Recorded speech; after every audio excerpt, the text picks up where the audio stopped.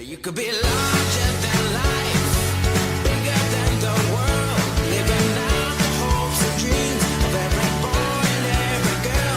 You could fly higher than the sky, shine brighter than the stars. You could have all you ever wanted, shoot the moon and reach for Mars. You know you could.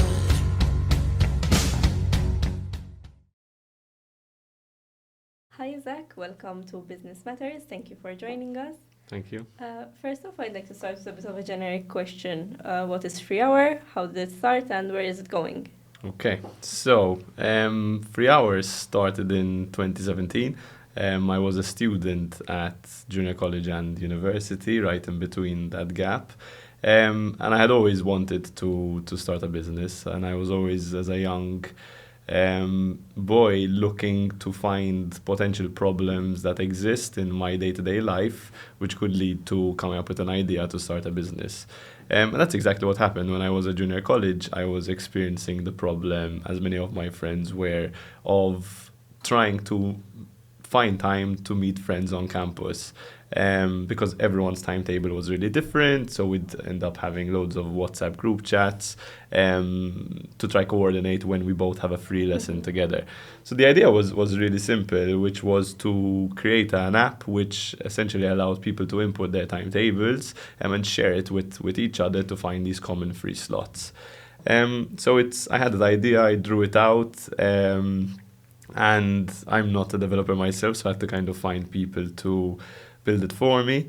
At first, I got a quote for 20,000 euros for it, and I was like, okay, this is kind of impossible. But then as we started looking into it more, we kind of broke it down into kind of simple features that we needed on version 1. And through crowdfunding, through friends and family, we were able to raise some money to launch this first version of this app. It quickly gained a lot of traction, so we got 700 downloads on the first day. After 3 months, we had 10,000, and it continued to grow over the next 2 years, you could say. From there, we kind of continued to develop the idea into not just a shared timetable, but like a go-to hub for students, an app which would allow students to find offers, to find jobs, to track their stipend, to track their assignments, and launch all these different features within one app. And that was a big part of the project and the business for the first few years. Then when COVID hit, we kind of hit the situation like most businesses did, which we had a lot more time on our hands. And we started looking very unstrategically by chance, looking at kind of what we could do more of. And posting on Instagram started to become a thing we started doing more. And in time of COVID, there was a lot of news, there were COVID updates every day, and there was a lot to talk about. And I realized that traditional media houses were only posting content on Facebook, and Instagram was not yet tapped into, kind of thing. But there was a lot of attention on it, so people our age were on Instagram, but there weren't any media brands on it.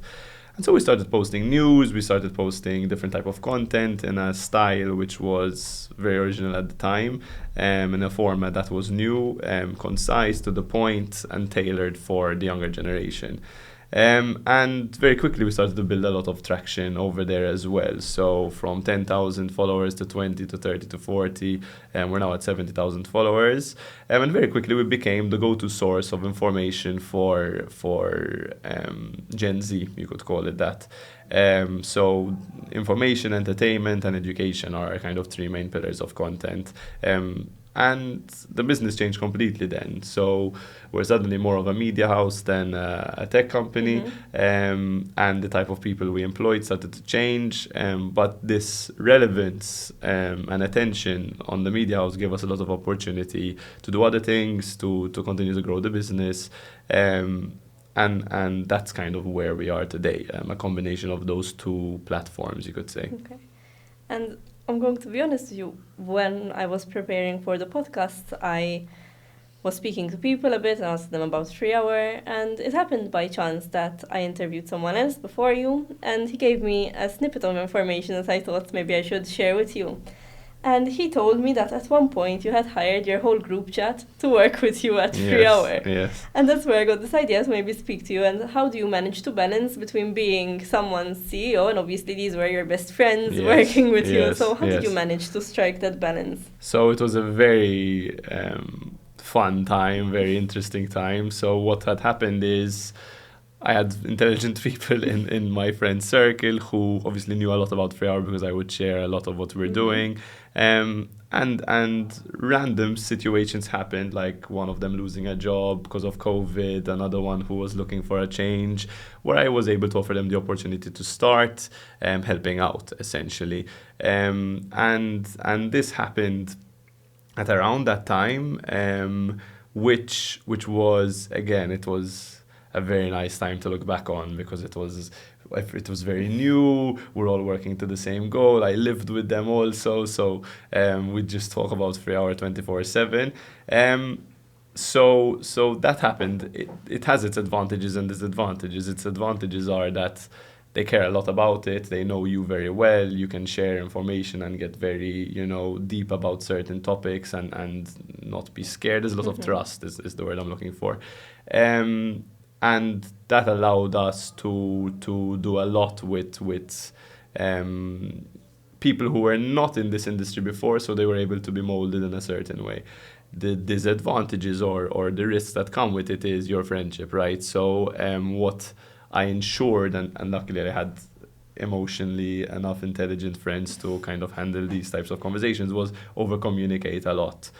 So we would talk about the hard things. We would always, if something small is bugging me, I would say it. If something small is bugging them, they would say it. And we created this very safe space of being able to communicate in difficult times.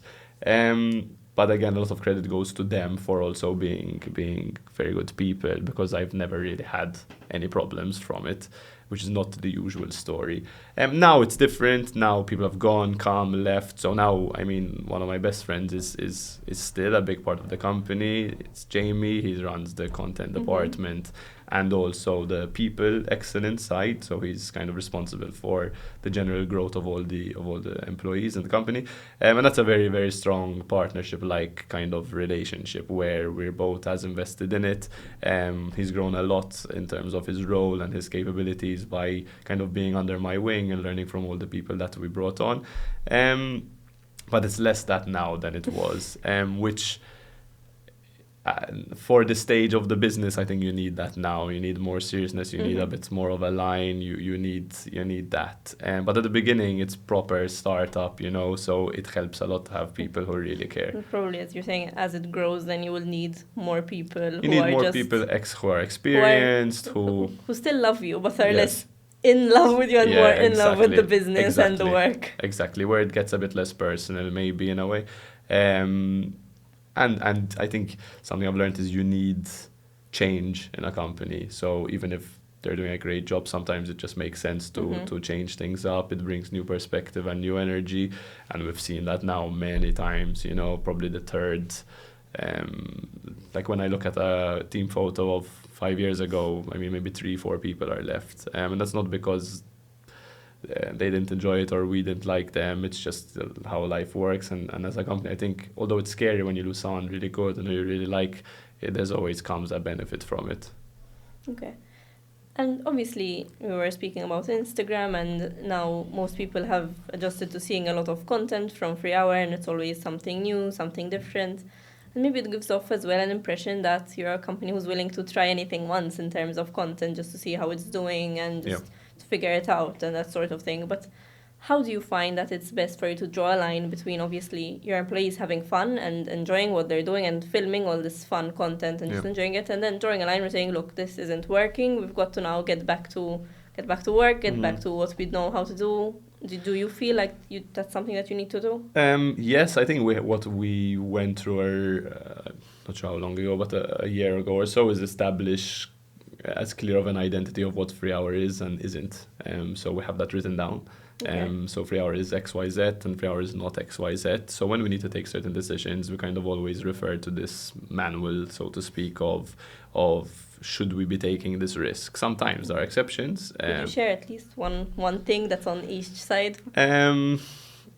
I can share mostly like what we are is we like to see ourselves as our mission is to inform, educate, and entertain the Gen Z Okay. demographic. So if anything falls under that umbrella, it's usually positive. And then there are very technical small things which kind of fall into yes or no. But we try to use that as our kind of mission, right? As everything needs to align to that, and even when we come up with ideas, we kind of try come up with them from that perspective.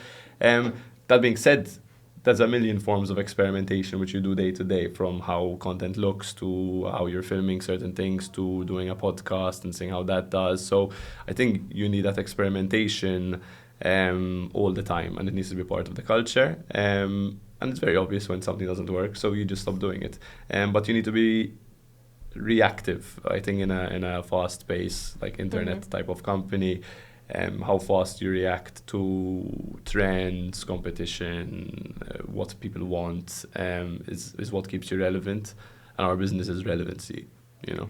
And who makes that decision when you decide, this isn't working, we need to move on? Is there... I think we try and embed it in everyone. So if a certain person posts a certain type of content, kind of they're responsible to like know and look back at that. We also have meetings where we look at content every 2 weeks and see what's doing well and what's not. And then if they're bigger projects, right, anyone can bring that idea. We'd kind of formulate it as a team of 3 or 4 and try it out. The podcast is a good example because it's kind of more separate, right? So we'd look at it, we'd say, okay, it's doing well in these areas, we need to push it more in these areas. We calculate, is it worth the investment we're putting into it? And if it's positive, you continue and you adapt and always try change. If not, you scrap. We've rarely scrapped projects. It's more like adapting it and just making it a bit more relevant, or you realize you made a mistake in how you executed it. But generally, we have a very good understanding on what works and what doesn't before we even try it now, after a long time doing it. And obviously, I mean, your employees are your biggest assets. They are the face of the content, sometimes of the company even. Yeah. Some people might not know who you are, but they would know Naomi because she's the face. And do you ever, how do you handle, I mean, the fact that your brand is so intertwined with the personal brands of your employees? So should something happen, should they choose to leave, there is a part of your brand that goes with it. So for sure. So I think we're very lucky to find really good people like Naomi, who happened as a random hire. You know, she was a student, she came for an interview and we asked her, would you be comfortable being on camera? She said yes, and then she ends up being Naomi, you know. So kind of how that happened, although yes, we had certain ideas and intentions of where we want to go, it also happens by chance a bit. And yes, I think there's a lot. So whilst yes, there's obvious certain dependency on certain people, I think 3 Hour is also bigger than all of the people in it, in a way. And we've kind of built it in a way for it to sustain regardless of who is there. Obviously, you will take some losses if certain people leave, but you can also always find new people as well. So it is something we consider.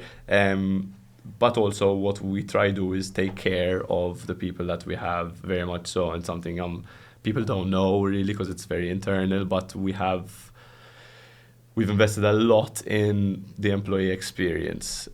So from onboarding to the type of training that we give, to the type of benefits that we have, to the culture, to how we do things, where our retention of employees is good because of these things. And because we give very clear progression, people are growing in their role or salary every 6 months, every year for sure. So these are the things like every business relies on the people, that you have to be good at that part. And around a year ago, I'd gotten in an expert to kind of look at the company and give us these suggestions. And now that role has been onboarded by Jamie to have monthly one-on-ones with everyone, have clear goals for every employee, which keeps them very engaged. And in the case of the people who are on camera in your company, do you ever worry about, some comments that they might receive on social media and how that might affect them? Obviously, we know that there's a lot of, people who hide behind their phone and say random things. And how do you make sure that obviously your employees are feeling okay rather than just looking? interestingly enough, we haven't really suffered from that problem. I see it on other media portals, I see it in general with influencers, but somehow 3 Hour has not really suffered from that. Don't ask me why. So we never get comments about talking in English. We never get comments about people's looks or that. And if it were the case, I think it would be dealt with in a very supportive way. And B, I think the people we have have been doing it for a while now, where they're confident in what they do. But there's a lot more love than there is hate. By, say, 98% love and 2% hate. We try to build as safe an environment as possible, but it's not something we've had major issues dealing with. Luckily, it's very good. It's very nice to see. We were speaking before on obviously how you're in the business of staying relevant, and that's one of the most important things on social media for any business, but especially for a business like yours, who is bringing the news to people and educating people. And what do you do to make sure that you're staying relevant? I mean, I remember when 3 Hour, as you were saying, I would download it because me and my friend were in different university courses. We weren't seeing each other, and we're like, okay, let's download it. Let's find a place to catch up for a coffee. And it's grown to be so much more now. So how do you ensure that, you stay relevant, but also keep growing and keep finding new niches? I think you always have to not be comfortable with where you're at. And any business can go through that, because you could be doing well, but then something might happen and that changes. So we're always looking at kind of what's next.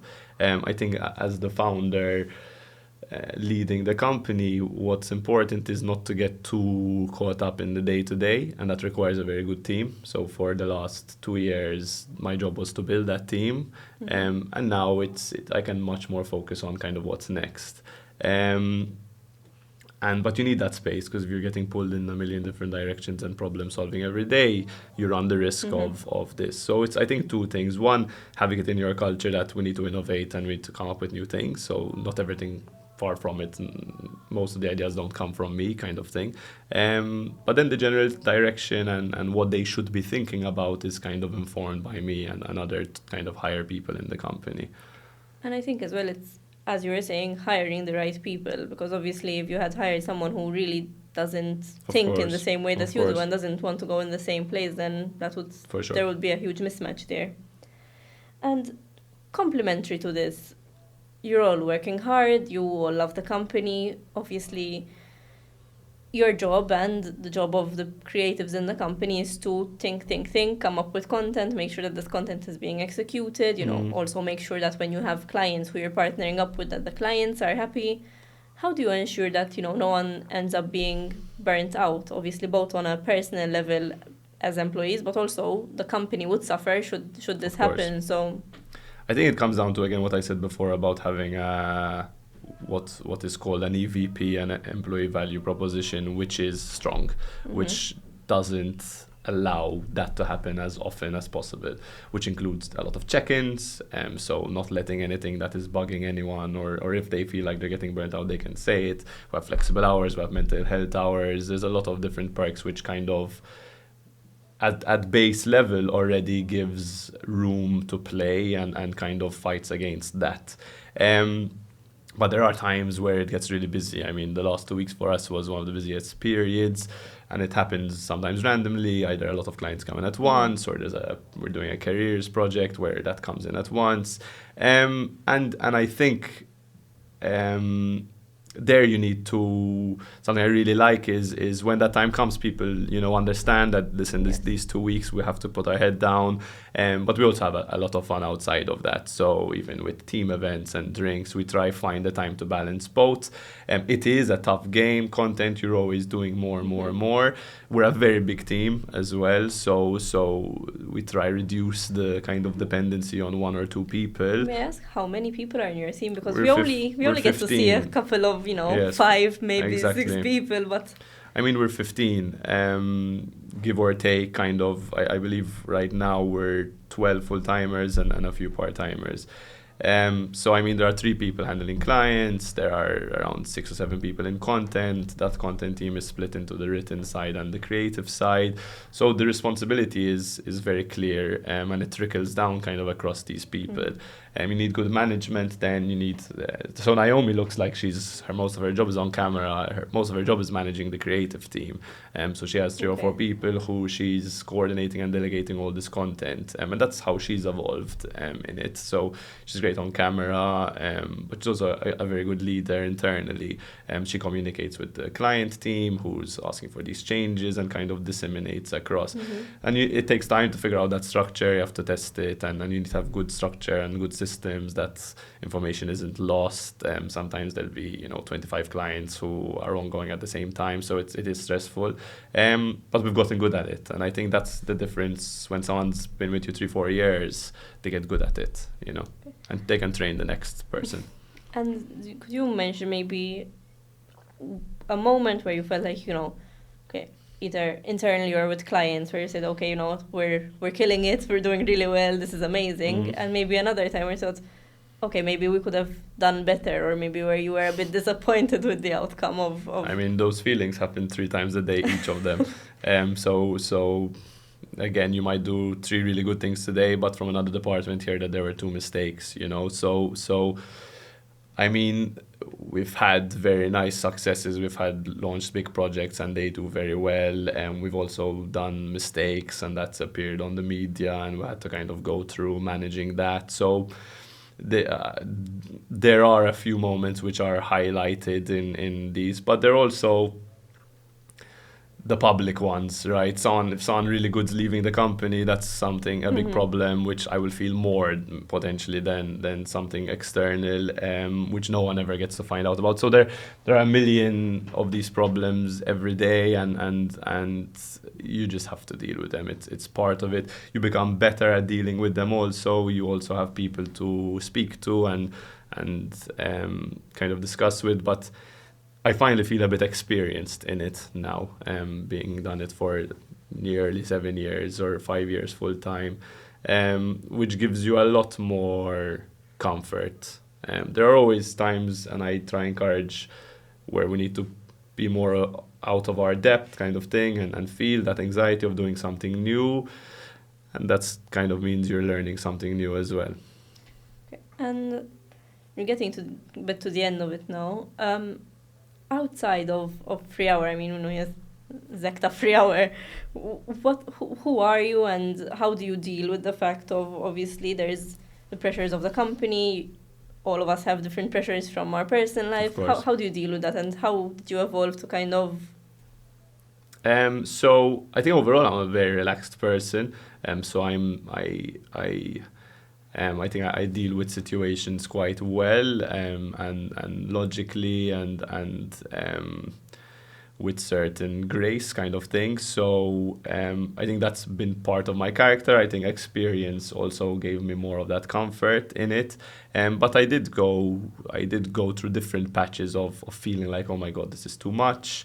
I think maybe 3 years ago or so, kind of right after we blew up on Instagram, there's a lot of attention, there was a lot of pressure. I was 22 years old, managing 10-15 people. We've been 20 at a point in the company, and I found support in coaching, in therapy, in mentors who allowed me to better understand myself outside of the company, and being more sure of yourself outside of the company lets you be a better leader, I think. And at the same time, while I am rational and logical, I'm also very positive, and also I think quite empathetic to people, which is very important when you're leading the company. So we're very open communication based. These values are very at the top of everything. So people who work with me and with us, everyone's on the same level, feel there isn't bureaucracy of speaking to the CEO. It's just come in and let's talk, And I think I don't even try. It comes naturally for me to make kind of people feel like that, because I go in with a t-shirt, I go in with, it's just that type of company where it's very serious in a way, but also not in the culture kind of thing. And one final question. You are obviously quite young when you started, and the demographic that you speak to and the demographic that you target is also a bit younger ages, what's one piece of advice that you would give younger people who either just want to start a business in general or who maybe are looking towards a bit of more creative side of the businesses and So I think there are many things. I think something that is interesting. I started the company without any experience. I never worked anywhere before I was 18, which has many advantages because you start early, you can do it yourself, blah blah blah. But I think if you can find a job in those early years, if I worked at 3 Hour before I started 3 Hour, you know what I mean, I would have learned a lot. And I think in small companies where you can understand different roles and not just yours, it's extremely valuable. So if I was at 3 Hour and I was doing content, I'd learn how to do content, but I'll also learn how we organize photo shoots and video shoots. I'll also learn how we sell, how we project manage, and that knowledge can give you a huge advantage when then starting your own business. You're not starting from scratch. So I think whilst it's cool to start young and there are advantages, I think if you see it on a longer term, there can be some advantages in learning a bit more before you go into something. And then in terms of kind of starting, I think you need to know what you're getting into in a way. I really don't think it's for anyone. And sometimes being the number two of a company can be just as fulfilling and just as challenging. and there's a talent as well to knowing how to do certain things. You don't have to be the founder Exactly, to be that's what I mean. So I have many people who maybe don't want to own the company but can really excel in high positions within it. So it starts at knowing yourself.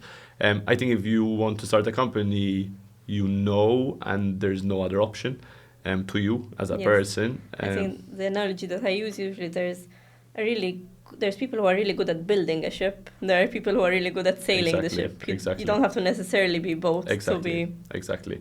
And I think you need if you're building it and sailing it, you need help, Yes. and you need help in different areas. So if you're a really organized person, you might need someone to help you take more risk. For example, if you like taking risk, you might need someone to help you organize stuff. I think you need to have a risk appetite to start a business, and you need to have a lot of conviction on your idea and on yourself, on how to do certain things, and it needs to come a bit naturally to you. How do you find that out? I think you'll just know a bit, but also trying small things out will let you understand that. And I think communication is a big one. I think you really need to know how to communicate, both from a selling perspective. You're always going to be selling your business right now, or in a sales pitch, or with an employee who wants to join, or with an investor, whatever. So I think you need to be good at communicating. You can also you get better over time, obviously. I think even internally with employees and with your team, you need to have a bit of a natural leadership type of quality. I think with a mix of those, or if you have a few of those and some you can work on more, how I like to picture it is like a dial, so you're really good at this, but you're not that good at this. Not everyone is as good as at everything, no one is. So identifying what you're good at and playing to those strengths, and then finding people to fill the other holes is kind of what I've done and what most kind of businesses tend to try do. Thank you very much, and thank you for joining us. Thank you. It was a pleasure having you, and obviously we're looking forward to see where 3 Hour goes next. For sure. We'll stay tuned.